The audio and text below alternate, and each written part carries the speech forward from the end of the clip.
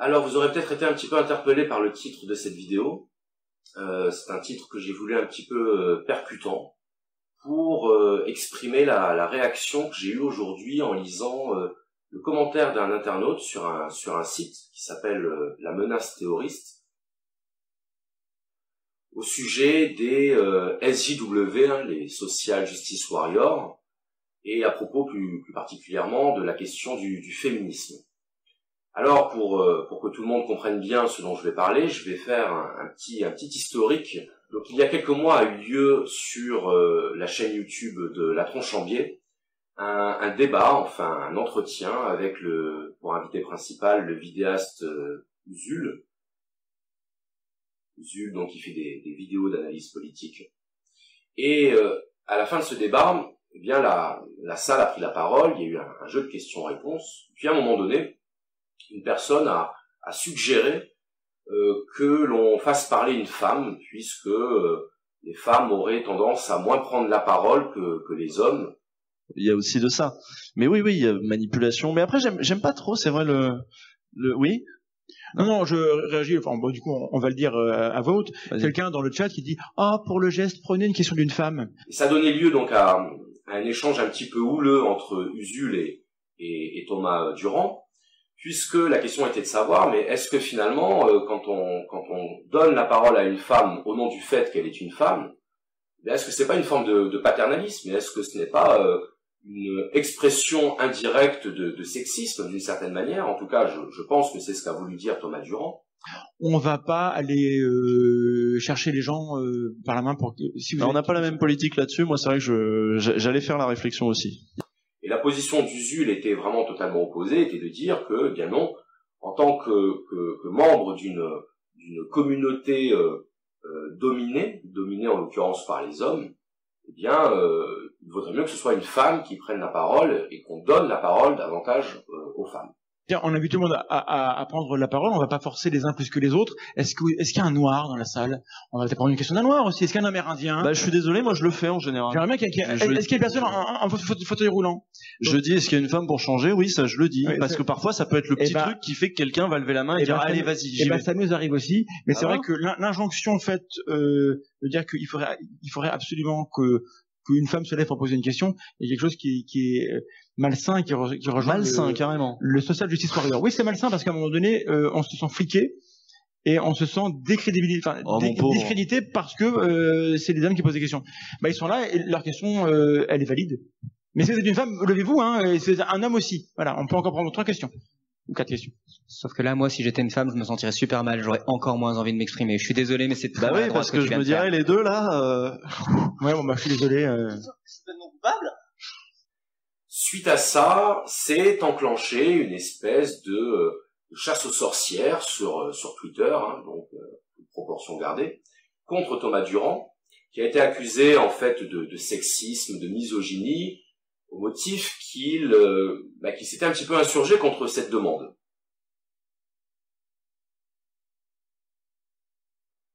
Et suite à ça, Thomas Durand a publié un article donc sur son site, La Menace Théoriste, pour, faire une critique sur un mode relativement bienveillant de cette logique militante des féministes et des SJW, qui consistait à critiquer toute position qui n'allait pas dans le sens, finalement, des SJW.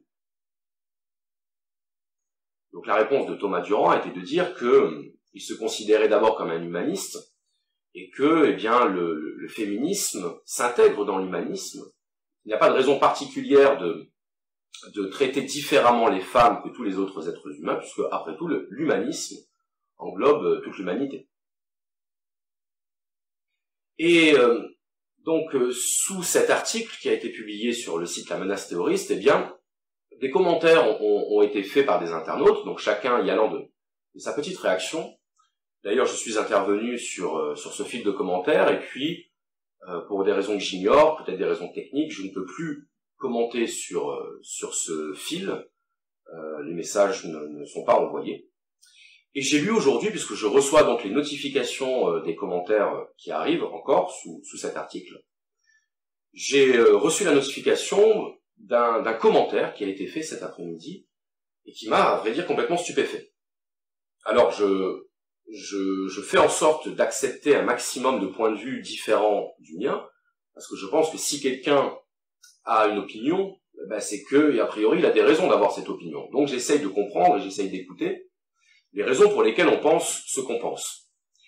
Et là, je dois avouer qu'en fait, je suis un petit peu dans une impasse, parce que ce que j'ai lu, eh bien, j'arrive pas à le comprendre, j'arrive pas à l'expliquer, et je me suis même posé la question de savoir, mais est-ce qu'on n'est pas purement et simplement dans quelque chose de délirant? Alors, je vais vous lire le commentaire en question pour que vous compreniez un petit peu de quoi je parle, que vous me disiez, ben, est-ce que effectivement ce commentaire est délirant, ou est-ce que c'est ma réaction qui est délirante, puisque ben, vous savez, hein, si on pense que tout le monde est fou autour de soi, ben, c'est peut-être que c'est nous le fou. Donc, je vais vous lire un petit peu l'article, et puis vous allez me dire ce que vous en pensez. Alors, le premier commentaire, c'est un commentaire justement de Assermandax, c'est le pseudonyme de Thomas Durand, qui revient un petit peu sur les tweets qui lui ont été envoyés en fait suite à l'émission avec Usul. Et voilà ce qu'il dit. Quand une tweeto-féministe sort une énormité, au hasard, un homme ne peut pas être féministe, ou encore les hommes sont structurellement les ennemis, etc. Donc ça, ce sont des commentaires que Thomas Durand a reçus sur Twitter. Il devient interdit de la contredire pour des raisons, probablement militantes, qui non seulement m'échappent, mais m'apparaissent comme absolument épouvantables pour l'intelligence collective et notre capacité à faire évoluer les mentalités par la raison. Bon, j'avoue, je confesse que je suis assez d'accord avec ce message. Des phrases comme « les hommes sont structurellement les ennemis », je pense que c'est difficilement défendable, y compris d'un point de vue féministe radical. Moi, la réaction que j'ai eue, c'était de me dire, ben, si on remplaçait les hommes par, au hasard, les juifs, si on avait dit par exemple, les juifs sont structurellement les ennemis, ou les musulmans, ou les gitans, ou ce que vous voulez, qu'est-ce qu'on en aurait pensé? Ben, je pense que ça aurait provoqué un scandale, ça aurait provoqué un tollé, et il se serait trouvé très peu de personnes pour défendre cette allégation. En tout cas, pour trouver des arguments rationnels pour défendre cette allégation. Et un commentaire a été posté un petit peu plus tard, et je vais vous en lire une partie pour que les choses soient bien claires. Donc l'internaute, je ne donnerai pas son nom, nous dit « Dire qu'un homme ne peut pas être féministe, est-ce vraiment une énormité ou un problème de définition ? Je veux dire, il doit être possible de définir le féminisme de telle sorte que l'affirmation « un homme ne peut pas être féministe » soit vraie, non ? Voilà, donc ça c'est la première partie du commentaire. Donc là, on a un internaute qui d'ailleurs précise par la suite que c'est un scientifique, un biologiste, et qui nous dit que, après tout, cette phrase « un homme ne peut pas être féministe », ben, on peut peut-être la justifier. On peut peut-être la comprendre si on fait un effort de redéfinition de ce qu'est le féminisme. Et là déjà, je me dis, mais qu'est-ce que c'est que cette logique qui consiste à redéfinir un terme pour pouvoir faire coller l'interprétation ou l'opinion qu'on a à cette allégation? Dire que un homme ne peut pas être féministe, c'est sans ambiguïté. Qu'on dise qu'un homme ne peut pas être à la place d'une femme. Un homme ne pourra jamais comprendre ce que c'est que d'être une femme. Oui. De la même façon qu'une femme ne peut pas se mettre entièrement à la place d'un homme. De la même façon qu'un blanc ne peut pas se mettre à la place d'un noir, et vice-versa. Mais là, c'est de dire, un homme ne peut pas être féministe. Donc, un homme ne peut pas s'engager et militer pour l'amélioration de la condition des femmes. Bon. Je continue. Plus fondamentalement, il est tout à fait possible que les expressions « les hommes sont structurellement les ennemis » ou « tout homme est un oppresseur » soient vraies. J'ignore si c'est le cas. Mais je peux imaginer un système organisé de telle manière que, vu dans son ensemble, les hommes soient tous structurellement des oppresseurs. Ce qui ne voudrait pas nécessairement dire qu'ils soient, en pratique, en position d'exercer cette oppression. Un peu comme s'il y avait sur le chromosome Y un gène de l'oppression dont tous les hommes seraient porteurs, mais dont l'expression dépendrait de l'environnement. Donc c'est un biologiste qui parle. Hein. C'est une image, évidemment. Je n'ai pas connaissance qu'un tel gène existe. L'idée serait plutôt qu'il serait en quelque sorte conféré aux hommes, à ceux qui sont reconnus comme des hommes par le système, par l'existence même d'une organisation patriarcale. Alors, moi j'ai un peu de mal à comprendre à ceux qui sont reconnus comme des hommes par le système, puisqu'il me semblait que être homme ou femme, c'était précisément le fait d'être porteur ou pas du chromosome Y. En tout cas, c'est ce qui nous est dit juste avant. Et là, on nous dit que être reconnu par des hommes par le système, bon, j'avoue, j'ai pas compris. Je continue. Les hommes seraient donc tous des oppresseurs au sens qu'ils sont porteurs du gène, donc structurellement des oppresseurs, mais beaucoup pourraient être des, entre guillemets, porteurs sains, comme on dit de certaines maladies, ou non fonctionnels dans leur environnement, pour reprendre ma terminologie. En pratique, ils n'oppriment personne. Voilà. Donc là, on a ce commentaire d'un internaute scientifique qui nous explique que la phrase « les hommes sont structurellement les ennemis », sous-entendu des femmes, peut peut-être trouver une validation. Et là, j'en viens à me poser la question, mais quel est le féminisme qu'on défend quand on dit ça? Alors, je suis peut-être quelqu'un de naïf, mais il me semblait que les hommes étaient structurellement complémentaires avec les femmes. Et jusqu'à preuve du contraire, en tout cas jusqu'à nouvel ordre, eh bien c'est par la rencontre entre un homme et une femme que la vie peut se perpétuer. Évidemment, ça ne veut pas dire qu'il n'y a pas une domination inconsciente ou invisible qui s'exerce. Et peut-être, après tout, que effectivement il y a une domination masculine à laquelle les hommes sont totalement aveugles, précisément parce qu'ils l'exercent de manière inconsciente. Je peux admettre l'idée.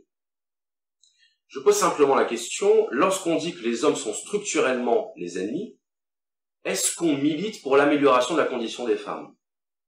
Et je compléterai en disant, est-ce qu'on peut se revendiquer de l'humanisme, est-ce qu'on peut se revendiquer du progressisme, quand on part du principe que la moitié de l'humanité est notre ennemi? Et là, j'en viens à me demander, mais à partir de quand est-ce qu'on entre dans la psychopathologie? Est-ce que, au nom de la lutte contre les discriminations, on peut affirmer, sans trembler du genou, qu'il existe des êtres humains qui sont structurellement les ennemis d'autres êtres humains? Donc j'ai eu recours tout à l'heure à un exemple. Vous remplacez les hommes par les juifs, vous remplacez les hommes par les musulmans. Est-ce qu'on est dans une logique humaniste? Est-ce qu'on est dans une logique progressiste? Est-ce qu'on lutte véritablement pour l'amélioration des conditions de la communauté qu'on prétend défendre? Et sincèrement, le fait que ce genre de commentaire, alors là effectivement c'est anecdotique, c'est un commentaire, mais vous irez voir l'article, si vous en avez le temps et l'envie, et vous verrez qu'en fait, il y a beaucoup d'internautes qui postent ce genre de réaction, ce genre de réflexion, et ça ne choque personne en fait. C'est-à-dire que les gens discutent autour de cette question, et après tout, ils acceptent qu'on puisse considérer que, effectivement, 50% de l'humanité est structurellement l'ennemi des autres. Je me dis, est-ce qu'on est tombé à un point de déliquescence sociale tel qu'on peut proclamer ce genre de choses sans avoir à se justifier outre mesure? Est-ce que derrière la posture scientifique, zététique, de remise en cause permanente, cette logique de la déconstruction qui est le propre en fait de l'idéologie libérale depuis les années 60-70, est-ce que là on n'est pas en train d'entrer dans une pensée psychopathologique? Et je me pose vraiment la question. Alors, si c'est moi qui suis fou de penser ça, dites-le moi, je vous en supplie. Dites-moi, Charles, bien sûr, évidemment que les hommes sont structurellement les ennemis des femmes. Faites-le moi comprendre parce que j'ai du mal à envisager l'idée, j'ai du mal à l'admettre, et surtout j'ai du mal à considérer que ce soit une méthode efficace pour lutter pour l'égalité entre les sexes, pour lutter pour l'émancipation des femmes. J'aimerais qu'on m'explique. Voilà, j'aimerais vraiment qu'on m'apporte des éléments de réflexion là-dessus. Et je suis d'autant plus stupéfait en fait par ce genre de commentaires que on est sur un site internet, on est dans une communauté qui se réclame de la pensée critique, et une communauté qui, faut bien le dire, n'hésite pas à se moquer et à mépriser un petit peu tous ceux qui ont des discours très généralisants. Donc tous ceux par exemple qui vont avoir un discours raciste, un discours misogyne ou un discours homophobe. Mais là on est en plein dedans. Si ça c'est pas de la généralisation, si ça c'est pas de la pensée de comptoir précisément, il faut m'expliquer. Et le fait qu'on donne un petit vernis scientifique à ce genre de commentaires, je me dis finalement la folie peut se draper dans le rationalisme, ça devient très très inquiétant. Ça devient extrêmement inquiétant. Ça me fait penser d'ailleurs à une anecdote que j'avais racontée. Alors, c'est une anecdote, bien entendu, mais peu importe. Je veux dire, je suis pas là pour faire une thèse de doctorat. Ce que je veux dire, c'est, posons-nous la question, est-ce qu'à partir du moment où ce genre de parole se répand et se banalise, est-ce qu'il ne faut pas s'interroger sur ce que ça signifie du point de vue justement de notre mentalité? Ça me fait penser donc, je disais, quand j'étais à la fac de philosophie à Montpellier, j'avais un collègue en fait qui était scientifique, qui était beaucoup plus âgé que nous les autres étudiants. Il avait une 50aine d'années et c'était un physicien. Et on était dans un cours de bioéthique. Et en fait, on s'interrogeait sur la question du mariage, de l'ouverture du mariage au couple homosexuel. Et lorsqu'il est intervenu, il avait eu cette phrase qui m'est restée en mémoire, qui était de dire je ne peux pas être contre le mariage gay, parce que si je suis contre, ça signifie que je suis homophobe. Et là, je me suis dit, il y a un problème. C'est-à-dire que cette personne qui est un scientifique raisonne à l'envers. En fait, il se pose la question de savoir s'il a le droit de penser ce qu'il pense pour pouvoir le dire. Et en fait, c'est en fonction de ça qu'il va savoir ce qu'il doit penser. Et là, je me dis, mais on n'est plus dans la science, on n'est plus dans la raison, on n'est plus dans le bon sens. On est dans la psychopathologie. On est dans le traumatisme émotionnel et intellectuel qui fait qu'on ne peut même pas proposer une réflexion ou une pensée sans avoir peur des conséquences de ce qu'on va dire. Et je me demande si là, il n'y a pas quelque chose de l'ordre du traumatisme véritable, traumatisme idéologique, qui fait que la lutte contre toutes les discriminations est devenue quelque chose de véritablement sanctuarisé à un point que ça en devient religieux. Et l'exemple de ce que je vous ai lu à travers ce commentaire, pour moi, illustre parfaitement cette idée, c'est-à-dire que on fonctionne à partir d'un dogme qui est de dire les femmes sont structurellement opprimées par les hommes, et à partir de là, on ne va pas hésiter à redéfinir les termes pour que ça colle à cette opinion. Voilà. Alors peut-être que c'est moi qui exagère, peut-être qu'après tout, eh bien beaucoup de gens pensent de cette manière-là, et que c'est moi qui suis à côté de la plaque. Dans ce cas-là, je vous le redis, n'hésitez pas à me le faire savoir dans les commentaires. Voilà ce que j'avais à vous dire, merci de m'avoir écouté, et puis j'espère à très bientôt.